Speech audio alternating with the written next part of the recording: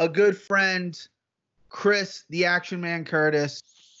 He's here. He's in live in Vegas. Chris, it's been a while. How you doing, buddy?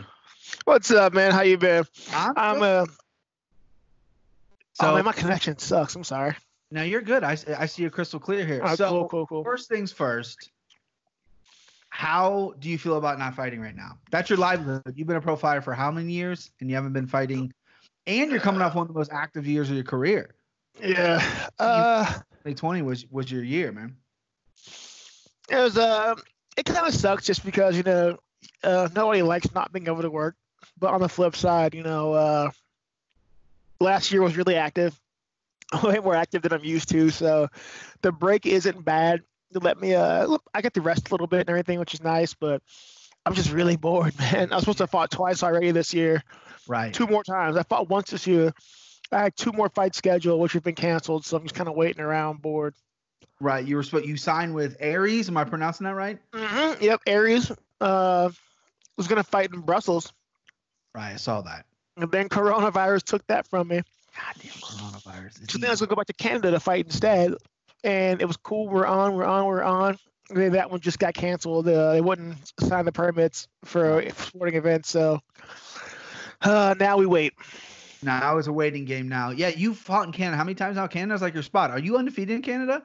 I am. I love Canada. Canada's my second fight. It's my fighting home now. They love me. I think I'm an honorary Canadian now, so I'll take it. I got a couple Canada buddies who have podcasts as well that are listening, so shout out Canadians. They're all, are they as nice as I seem? I've never been to Canada. Dude, I love Canada. Like everybody there is super cool.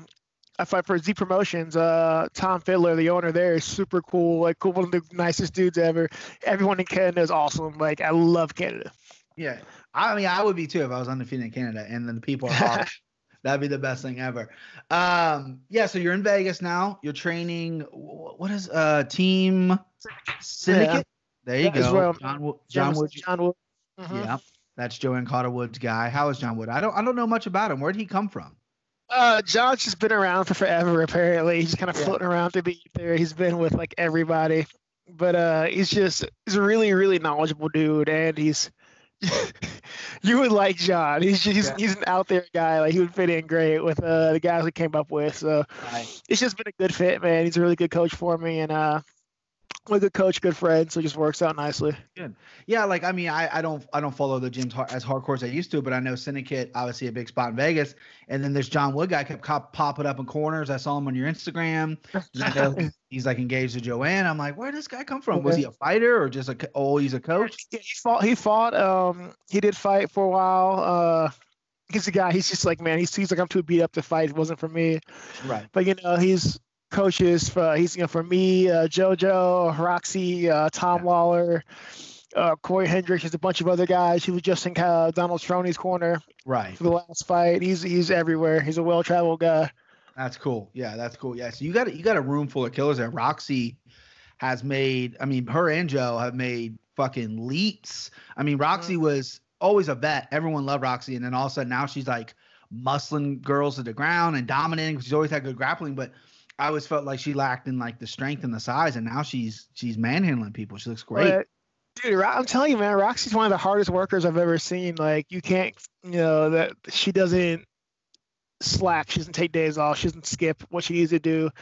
And she's been working out with some different coaches and everything else. And she's got a strength coach. She's from AJ Matthews from Muay Thai. Yeah, that's who it was. John Stildorn, her head coach. And she's coming into her own. And these next like 2 or 3 years are going to be really fun to see Roxy go off on people. She's surprising a lot of people, man. It's great.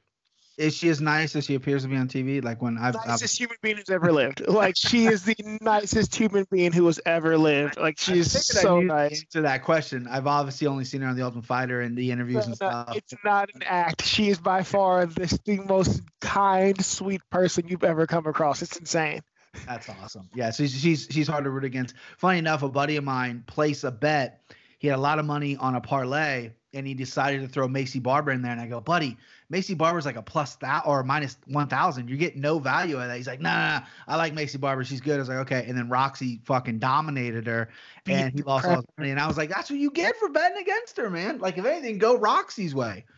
Macy's what, 21? She hadn't proved anything yet. dude. Roxy is she's definitely one people have slept on. But it's just funny because Roxy and JoJo's also one of the nicest people who's ever lived. Yeah. And they are like two of the most bloodthirsty killers you'll see in a fight. Like, but they are the nicest people. Like JoJo's like super kind and like soft spoken, and I've seen JoJo just manhandle people in the gym. It's very fun to watch. I love it. That's coming up. Right, yeah. I mean, she's got a title fight coming against Valentina, a big one. Yeah, I follow all obviously all of them on social media, so I've been keeping track. The one question I've been wanting to ask you, and I don't know, I maybe should have asked you off camera or maybe with not recording, but fuck it. You were at Team Quest, you were at Dan Henderson's thing, you were boys with Sam Alvey. Do you still talk to Sam? Is that like bad blood? Like, I don't see you guys hanging out much anymore. Everybody kind of went their separate ways on that Yeah. one. It's just it's unfortunate the way everything played out, but you know, Right. it is what it is.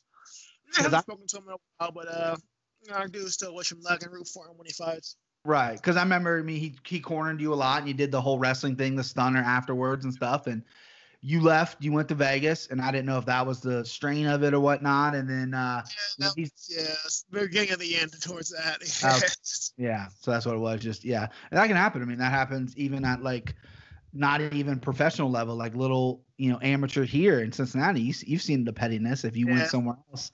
And you're like, dude, it's cheaper over there. What do you want from me? It's a lot of bad blood. And the PFL thing came up. And it's just everything went sideways. So it's unfortunate, man. But not everybody in your journey is going to be there to the end. So right, yeah, I didn't know because I mean, like I said, I just saw Sam in your corner for a while, and I just never got around to ask you. Obviously, I was going to ask you, offline and stuff, but I want to just see what it is. I mean, I figure it wasn't like fucking bad blood, like you're gonna curse out Sam. You're not that kind of guy. No. You do have another guy we can talk about. I don't want to name his name. This guy, he shall not be named. He's an insane person, is what he is. It's we can name him. It's fine. Let him get some publicity. What is his name? I don't even know. Is Trap? Is that it's what like Travis something? Oh, his name's Travis. He goes by Travis. His real name's Travis. That makes he sense. goes by Trap Gambino. Yeah. It's just the fight game. You'll get a lot of people who are in it who shouldn't be in it. Then you get a lot of people who want to be in it but are afraid to get in it. But then they'll pretend to they're hardcore into it. Right. He's definitely one of those guys. This dude's been talking about making an amateur debut for at least 7 years. Because I remember before, this beef is like 7 years old. Like before, he was like talking trash. And he's like, I'm making my debut. That was like 7 years ago. And now he's talking trash to me still. Making my amateur debut for a title. Oh, God, yeah. Like in July. It's like, didn't you debut 7 years ago? What have you been doing? It's insane. So have you ever met this person, or is this an online guy? Well, it's an online guy. I think the beef started originally. Remember, years ago, there's that video of his wife shadowboxing and people on the Vegas Strip. Yeah. And it was ridiculous, right? Like, we were laughing. I think I commented on the video. He responded to me, going off on me. So then I was just like, looky here, fat boy. And then it just went crazy from that point on. I never let it go. I remember years ago, he was talking about he's going to kick my ass if I ever came to Vegas. So then I moved to Vegas. Right. And just because I'm a petty human, I immediately hit him up 2 years ago. And he's like, oh, blah, blah, blah, blah. I was like, we can go solve this right now. And he was like, I'll shoot you. I was like, okay, whatever. And then beefing again. And I'm just like, bro, if I don't like you, you talk all this shit. What's this? We're both quote unquote fighters. Right. Let's just go to the gym and solve this. And he's like, I'll kick your ass, blah, blah, blah. So I'm like, come to the gym. He's like, come to my house. I was like, what? So yeah, come fight in my home gym. I was like, bro, you're sparring your chick in your living room. Like, I'm not going to come beat you up in your living room. Motel 6 in Vegas. He doesn't even have a house. I'm not going to come beat you up in your living room. What is wrong with people? And this dude is just, I love this beef, though. It's great because it's like, people are like, why are you giving it so much time? I was like, right. I am bored. I can't train. This is how I entertain myself. Right. Yeah. I love petty shit. I'll get into the weeds with it. This guy messaged us a couple weeks ago I have a guy who runs the Instagram. I'm more on Twitter. He's on the Instagram. He goes, "Hey, Brian, you should check this guy out. He's an aspiring fighter. He wants to get on the podcast." So I go, well, I was like, let me vet him first. Let me dig into it, right? So of course, the first thing I do is I find both his Instagrams, right? And one Instagram, he's an actor, and the other Instagram, he's a fighter. And then he's like, I'm making my amateur debut in July in Florida. And I'm sitting there thinking, okay, I've been around the fight game long enough to know that there's no fucking way an amateur is going to drive from Nevada to Florida to be the main event in a fight for his first fight. Like, who the fuck does this guy think he is? So I told my buddy, I'm like, there's no way I'm having this guy on. I'm just going to make fun of him the whole time. Which in hindsight, I kind of regret because I could have just had him on and just rip him to shreds. Well, it's funny that like when you say he asked you, I was like, bro, he knows Brian's gonna like vet him for real, right? Like you're the one guy. I still come to you like we have fights. Yeah. I talk to you about like what do you think about the matchups and what do you see? Right. I was just like the fact that he would even be like that's unfortunate. And then his wife was hit me up too. Like every story he would post, she'd be like, "Hey, you should really interview." And she would tag him, but she would tag him in both his different profiles. So when he started saying, "Oh, you're being trolled," it's like, bro, you were a lie. What are you talking about? When I posted the one, he's like, "Oh, it's not even me." I was like, "It's funny that you would comment on our profile. I didn't tag you in from a separate profile if it was immediately if it wasn't you." I was like, "You're not a smart man, are you? Like you're just out here struggling." Yeah. And then another commenter was like, "Dude, your other profile literally says go follow me on this profile.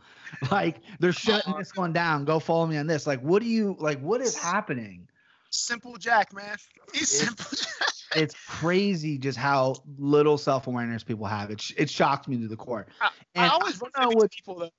I don't know what's more criminal, him pretending to be this big time shot fighter or his wife having an OnlyFans. I mean, who would pay for the OnlyFans? It's the best thing in the world. So she's charging, we looked at it, she's charging $25 a month. There are porn stars charging $7 a month.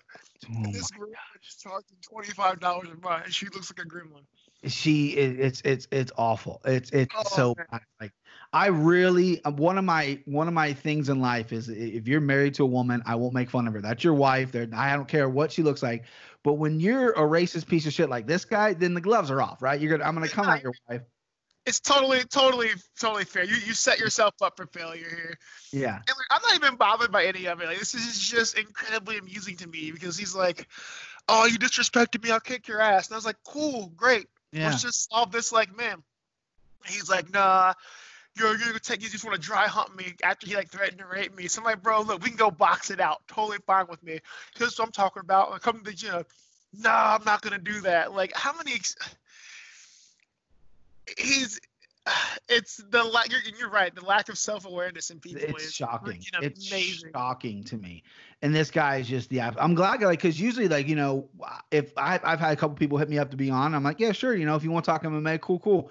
I'm glad I vetted this guy because this guy, I didn't want him anywhere near my airwaves with this just fucking just sickening. And then I don't know if you heard of this thing called Street Beefs. It's on YouTube. It's on so I'm a member of Street Beefs on the Facebook group. They have a huge Facebook group. I am.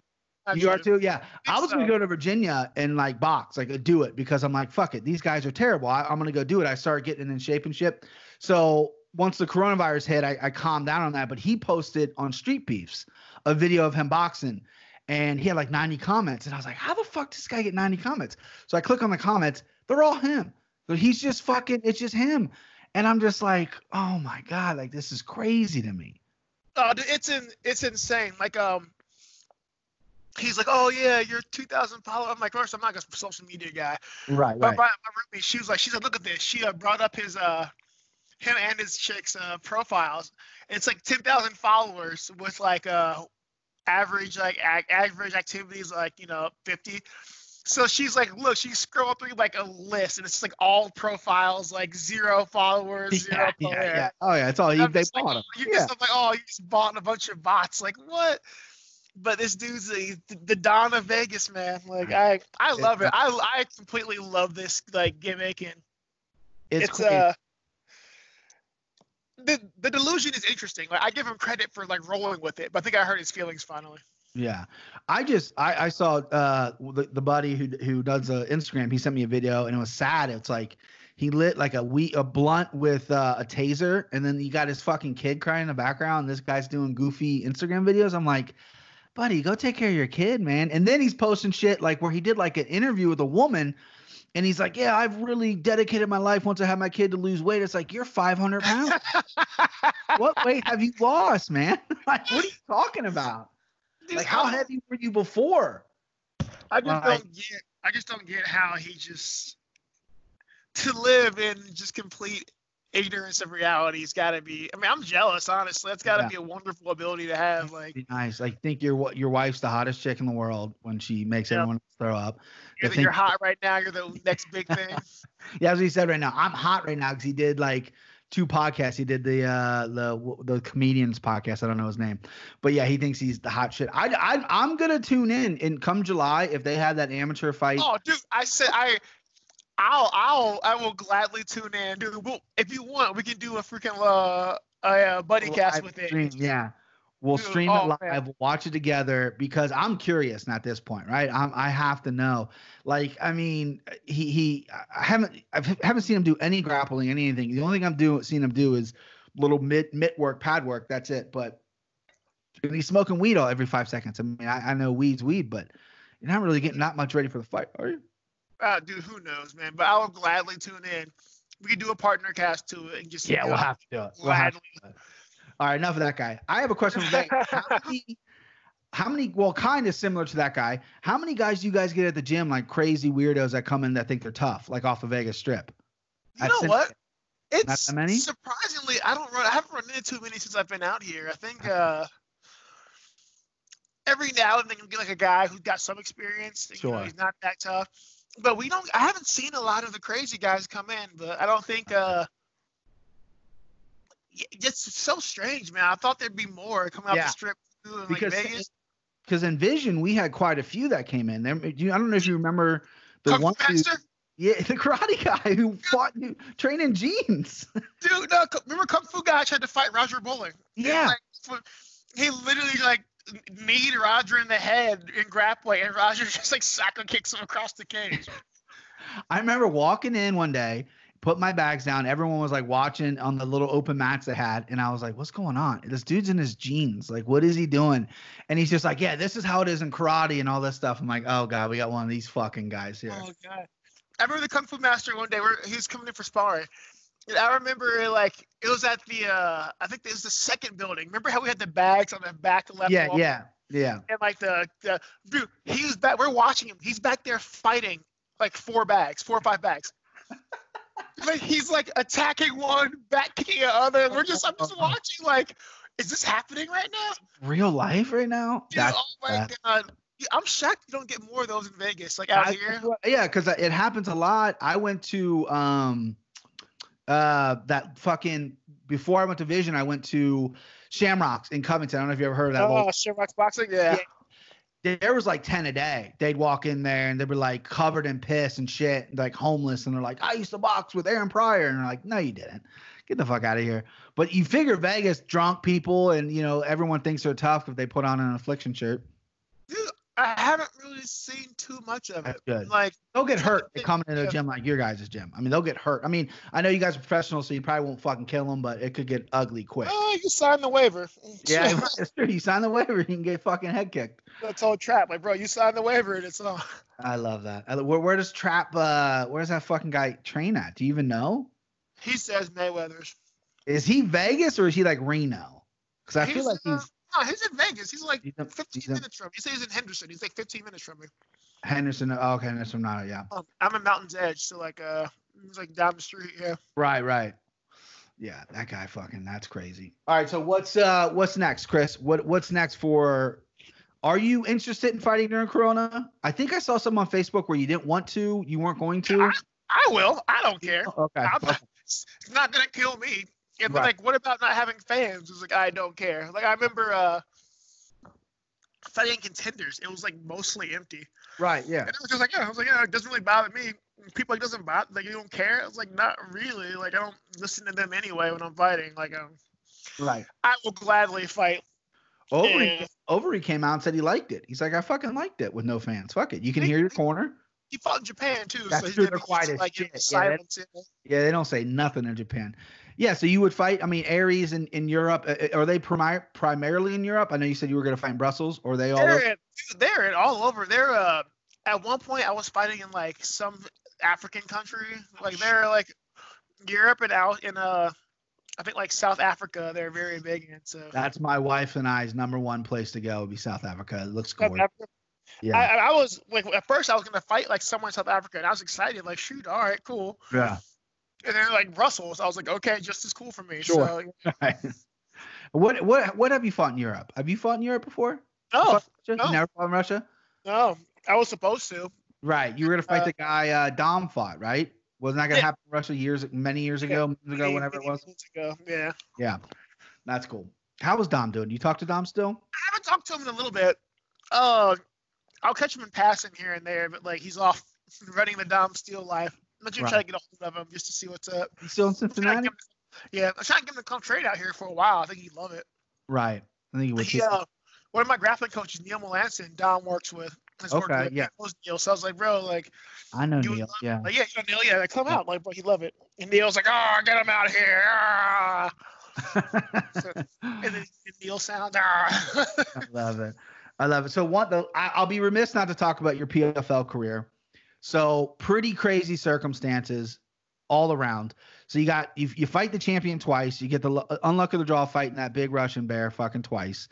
Then you retire. He can't go because he broke his toe or some bullshit. Then you get Ray Cooper, a guy I saw you call on Facebook, the guy you originally wanted with. You get him, and then the only time in your career you've ever been knocked out, you get knocked out. Was that? You recovered pretty quickly. You have a win since then. You beat was it Darren Smith, right? I mean, after that fight, like I lost to Cooper. I was sparring the next day.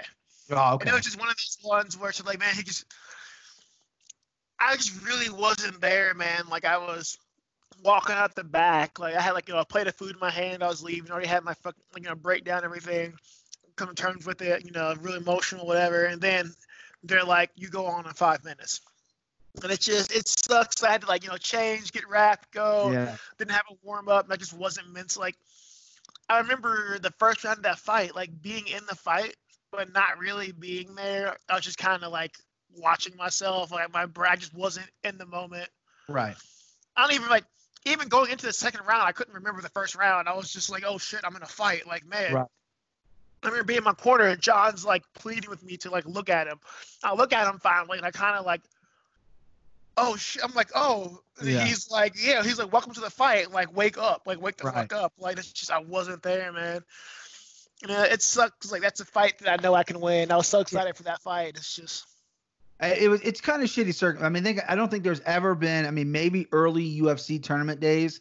There's never been a fighter who's, retired, emotional, got a loss, went back. Would you have like a piece of cheesecake in front of you or something? Like a plate? I had a fucking chicken and waffle slider. That's what it was. Chicken and waffles. Yeah, chicken and waffle slider. They show you on camera and you're scrambling through bags, finding shit. And I go, and they hadn't announced it yet. And I go, what the fuck's about? Is he going to go back out?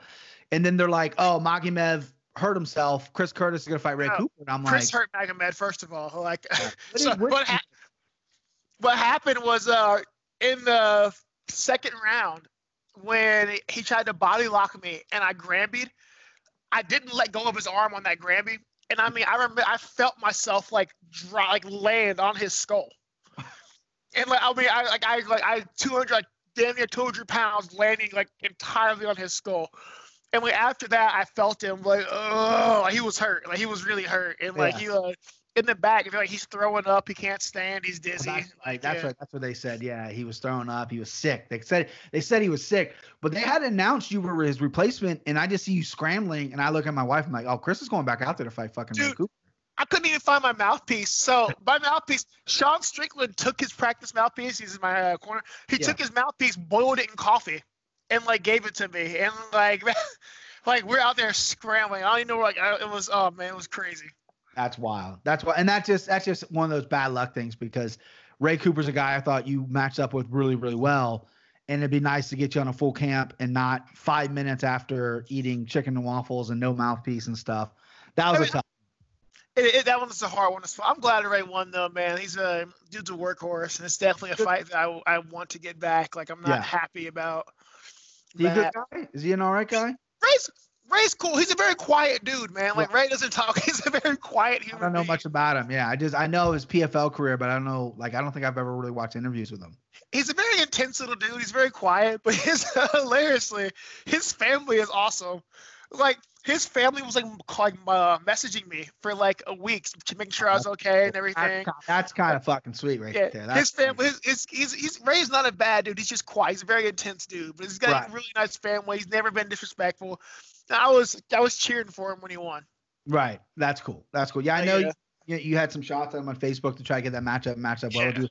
I thought you matched up well with everyone. I mean, no one matches up well with that fucking Russian. That guy's just that man's weird, man. So one of the issues was one of my big shortcomings. I'm so used to fighting 5-round fights now. Yeah. That I kind of like struggle in 3-round fights. Mm-hmm.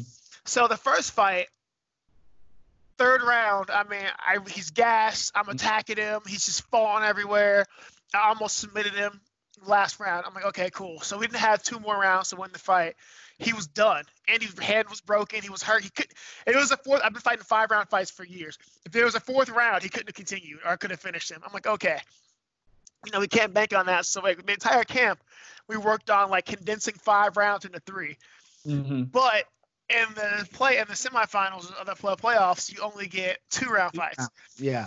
Had it gone to a 3rd round, right? Because you landed on his fucking head, couldn't even continue throwing up. Like every single time I fight Magomed, I'm 1 round too short of like being able to. It's just right. It's one of those like it's I didn't perform the way I wanted to either. I tried to change a little bit too much. Mm-hmm. We've had those talks with my camp about like me doing too much, me trying to change too much, and like I had the skills to go way farther than I went, but I tried to do way too much in a year's time, and like I changed too many ingredients. So we kind of relaxed, slowed down, gone back to some things. I feel a lot better now. Good, that's good. Yeah, he's an awkward matchup. He's technically stand up isn't great, right? He just has that one fucking trick pony thing, that he does. That's kind of like very Khabib-like, where he's position over anything. Like he's not going to give you an ounce. He's not going to give you anything. You're not going to throw anything up on him. He's not going to fucking submit you. You know what it is? More than anything, the one thing that messed me up, he's got crazy bull rider grips. Yeah. He's got such strong grips that I couldn't break his grip. Everyone's like, bro, let go of me. Right. Could not break his grip. I've heard that about the Nogueira brothers. Their grips were like notorious to like fucking you just can't get them off you. Every Russian I know has like bull riding grips, so it's just I don't know what they're doing in Russia, but like this other kid I trained with Vlad. It's so weird to me that Russians, a lot of them fight similar. I get it, Sambo, all that stuff, but now they're all kind of fucking starting to look alike too. Like it's starting to kind of like it's the entire. It's just like a cut and paste like form. Yeah. They all got that old country for no men hair, the Amish beard.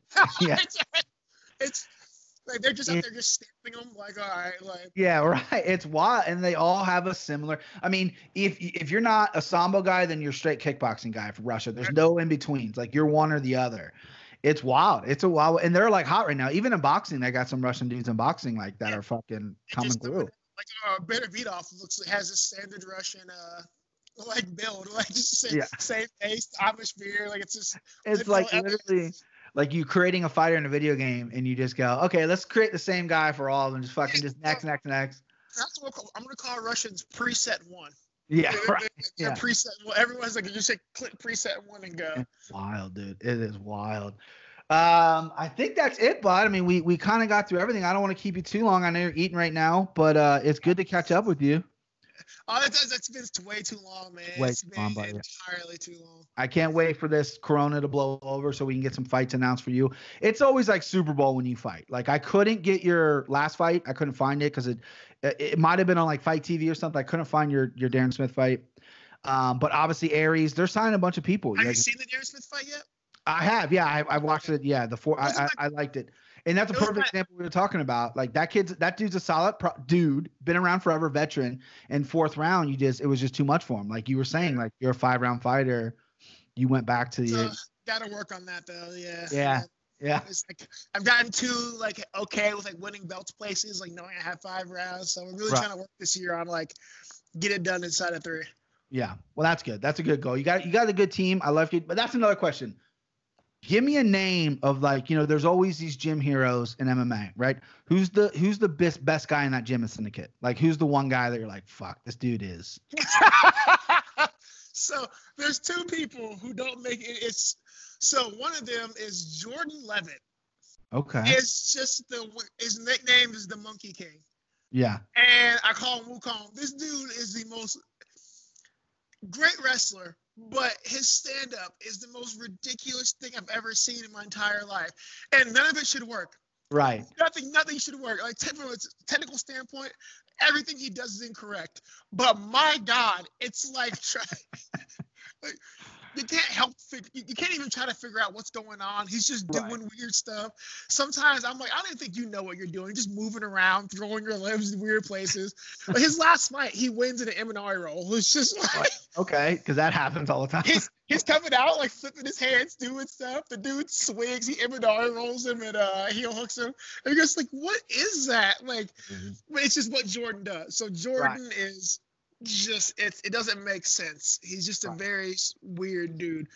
We got a lot of young up and coming guys too. Like somebody I'm really excited about is Natan Levy is actually going to be really, really, really good. He's a karate guy, good wrestling, good jiu-jitsu, but dude's one of the hardest workers I've ever seen. Like he's so serious. So he's going to be really, really good. But best dude ever is this random 35, I think a 25, 35er, Adam Aquavia. This dude is better than everyone and everything, and I don't understand why. And like, no matter what you do, he's just like he's like a 25 or 35, and I despise sparring with him. Like I absolutely hate it. I don't want to deal with you today. Like it's insane. So he's just a really random dude to deal with. Yeah, I'm gonna have to keep these names down because, like I said, when they start getting to the where I can bet on them, I'm gonna have to start placing some bets on them. Definitely, Jordan Levitt, Natan Levy, and Sherrod Blackridge. Also, these 3 guys should both be. All 3 should be in hopefully contenders coming up when it gets back up. Okay, yeah, that'd be cool. 3 different styles, but they're both 3 dudes. Like Sherrod's just violent, Natan is like a surgeon, and Jordan is the king of mischief. So like, what I like about that too is I like when guys come in, they create their unique style, and it's not perfect, right? In some coaches would try to fix it, like, nah, that's not right. And some coaches like, well, that fucking works. Like he's doing crazy shit, it works. Like Jordan, you just kind of just let him. It's successful. I don't think he's lost yet, so you just let it go. Like Sherrod's a really technical like kickboxer, and Natan's like karate wrestling man, which is strange, but that's a weird combo. It's strange, but like the 3 dudes I'm really proud of, man. They all push pretty hard. I expect big things from them. That's awesome. Chris, thank you for copping on. I'm looking for you to fight and coming up in Aries. Again, Aries is signing some dudes. I looked at that card that got canceled. There were some big names on there. They're making that push. I can't wait. I've been talking to my coach, actually. I'm thinking about going up to 135 permanently pretty soon here. 185, sorry. I say 135. That's 185. It's just, I'm getting a little bit older. It's getting a little bit harder to make 70. I can still make it, but the trade-offs get a little bit more pronounced. I like that. And I always go, in my opinion, when I bet a fighter, I like speed over power. And you're gonna have the speed advantage at 85. I felt great every time I fought 85. So there's gonna be some giant monsters in there, but I just feel like I don't lose as much in camp.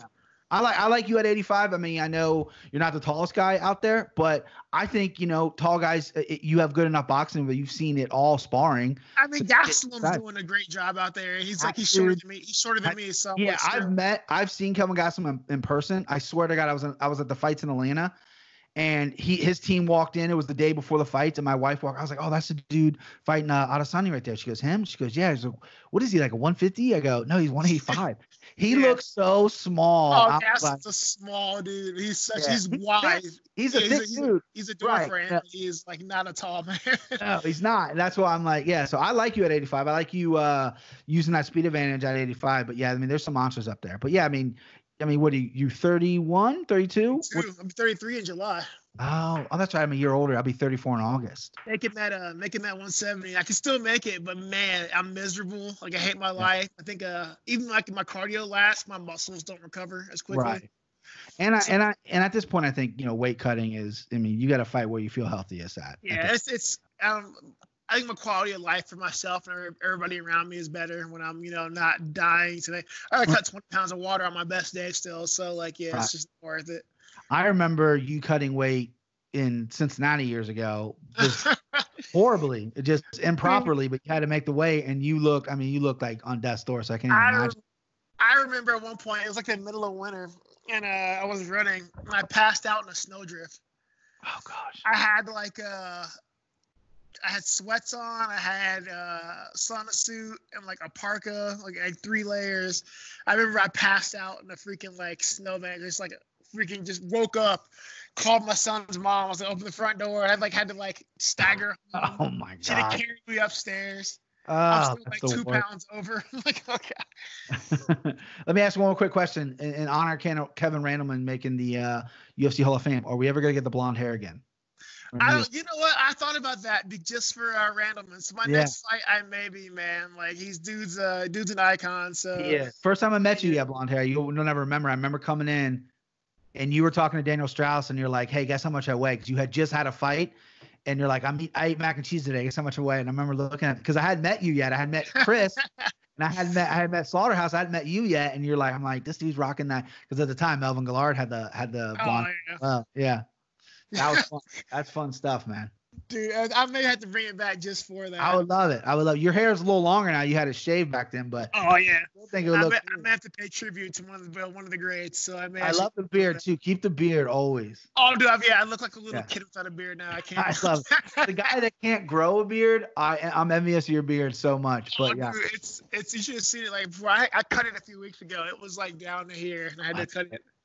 I love it. All right, Chris, thank you so much, buddy. I'll talk to you a little bit later, okay? Bro, it's good seeing you again, man. It's good talking to you. I'll talk to you later, and I'll definitely hit you up, and we'll keep in contact, man. Absolutely, buddy. I'll see you. Take care, bro.